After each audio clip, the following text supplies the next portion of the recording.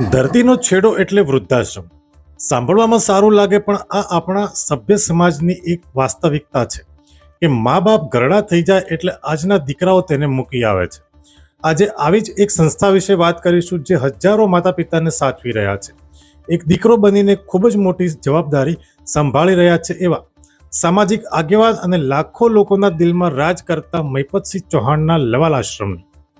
ખેડા જિલ્લાના વસો તાલુકામાં લવાલ ગામ આવેલું છે અને મહિપતસિંહ ચૌહાણ અહીં વૃદ્ધાશ્રમમાં ઘરડા માતા પિતાની સેવા કરી રહ્યા છે.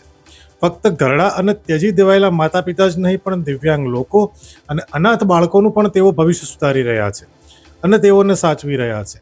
અહીં દરેક પ્રકારની સુવિધા ઉપલબ્ધ છે અને અહીં રહેતા લોકો સાથે પરિવાર જેવું જ વર્તન કરીને તેઓને સાચવવામાં આવે છે.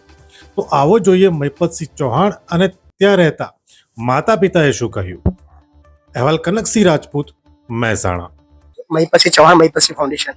બસ વૃદ્ધાશ્રમો ખૂબ વધી રહ્યા છે, દુઃખદ છે. કદાચ બધા લાગતું હોય કે બહુ ભવ્ય કામ થઈ રહ્યું છે, પણ બહુ દુઃખદ વસ્તુ છે કે વૃદ્ધાશ્રમો વધવાના જ હોય, પણ દિવસે દિવસે વધી રહ્યા છે અને દરરોજ 15 થી વધારે એડમિશનો આવી રહ્યા છે. સો સમગ્ર ગુજરાતના લોકોએ આ બાબતની અંદર વિચારવું પડશે કે યાર આવું ના હોય. જે લોકોએ તમને જન્મ આપ્યા છે, જેમને તમને ઉછેર્યા છે, મોટા કર્યા છે, જેને બધું સર્વસ્વ લૂંટાઈ દીધું છે, એમના અંતિમ સમયની અંદર એમને વૃદ્ધાશ્રમમાં ના મૂકવા જોઈએ. 700 થી વધારે વડીલો આપણી પાસે છે અને રોજ સંખ્યા 10-15 વધી રહી છે. આપણી પાસે જગ્યા પણ નથી, પણ રોડ ઉપર રહેના કરતા બેટર છે આપણે એમને કોઈ પણ સંજોગોમાં રાખી લઈએ છીએ અને વ્યવસ્થા માટે મહેનત કરી રહ્યા છીએ. હા, મતલબ મહિનાની અંદર 450 એડમિશન થાય છે, એમાંથી 20-25 લોકો એવા પણ છે જે લેવા પણ આવે છે. એમને કદાચ સમય ભાન સમજાવે છે અને પછી એમની અંતરાત્મા કહે છે કે ના, મારે મારા માતા પિતાને પાછા લાવવા છે. સો એવા પણ ઘણા કિસ્સાઓ આપણે ત્યાં આવી રહ્યા છે. મારું નામ શ્યામજીભાઈ તિકમભાઈ કેવડિયા.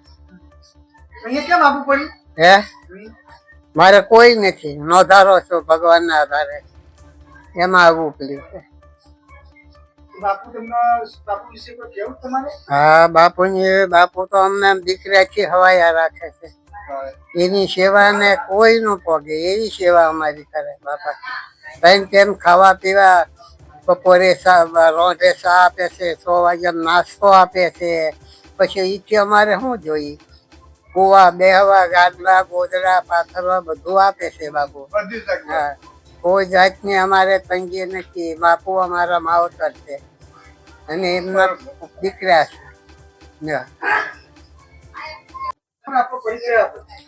હાલો, જય માતાજી. હું મહારાષ્ટ્રથી આવું છું, બરોબર. અને હું અહીં આવી એટલે મને બાપુનું દર્શન થયા, એટલે મને બાપુએ બહુ સારી રીતે આશરો આપ્યો છે. અમે સુખ શાંતિથી રહીએ છીએ. બાપુના રાજમાં અમને બહુ સારી રીતે સાચવે છે બાપુ. હાલના સંજોગોમાં બાપુ જે કામ કરે છે એવું કોઈ કામ કરી પણ ન શકે. એટલે ઘણી ખમા મારા કૃષ્ણ ભગવાનને અમને બહુ સારી રીતે રાખે છે બાપુ. અમને સેવા સારી રીતે મળે છે. આ બધા દીકરાઓ અમારી સેવા સારી કરે છે. અમે તમને આપીશું પણેપણના સમાચાર. જો તમે અમારા નિર્ભય માર્ગ ન્યૂઝ ચેનલને સબસ્ક્રાઇબ કર્યું નથી તો અત્યારે જ નીચે આપેલા આઇકોન બટન પર ક્લિક કરીને સબસ્ક્રાઇબ કરો અને શેર કરવાનું ભૂલશો નહીં.